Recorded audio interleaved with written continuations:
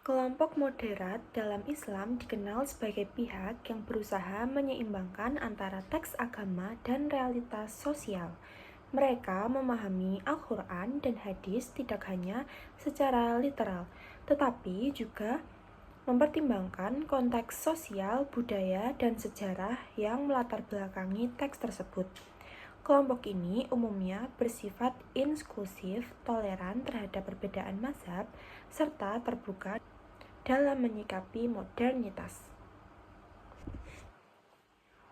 Contoh nyata dari kelompok moderat dapat ditemukan pada organisasi keagamaan seperti Nahdlatul Ulama dan Muhammadiyah di Indonesia.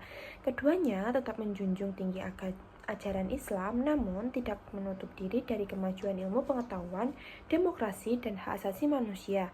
Sikap moderat juga tercermin dalam prinsip wasatiyah, yaitu jalan tengah yang menolak ekstremisme maupun liberalisme yang berlebihan.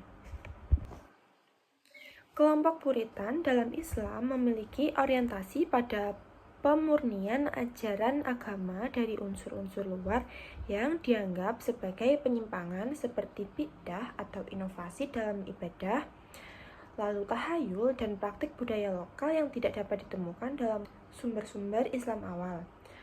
Mereka cenderung memahami ajaran Islam secara tekstual dan literal dengan merujuk langsung pada Al-Quran dan hadis tanpa membuka ruang yang luas untuk penyesuaian dengan konteks zaman. Kelompok ini mengidealkan praktik Islam pada masa generasi awal umat Islam sehingga sering disebut sebagai Salafi.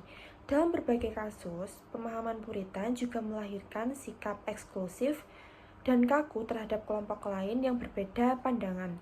Meskipun begitu, tidak semua kelompok Puritan bersifat radikal atau ekstrim selama mereka tidak menganjurkan kekerasan. Yang terakhir, kelompok liberal.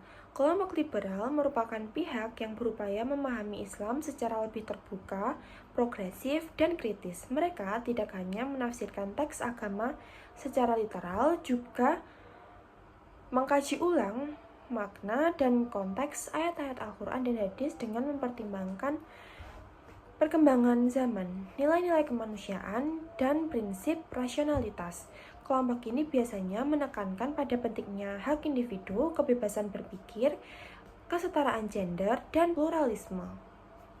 Di Indonesia, sekelompok ini sering diidentikan dengan jaringan Islam liberal yang banyak berkontribusi pada gagasan Islam yang inklusif dan kontekstual. Meskipun sering mendapat kritik dari kelompok konservatif, kelompok liberal berperan dalam menjembatani Islam dengan dunia modern.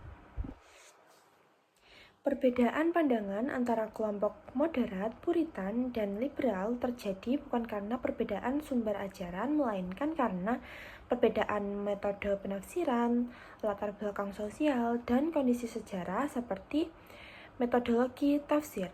Kelompok puritan cenderung literalis, kelompok moderat bersifat kontekstual, dan kelompok liberal menekankan interpretasi kritis dan filosofis. Lalu, latar sosial dan budaya. Islam di masyarakat pedesaan yang homogen bisa lebih konservatif, sedangkan di kota besar yang lebih plural, lebih terbuka terhadap perbedaan.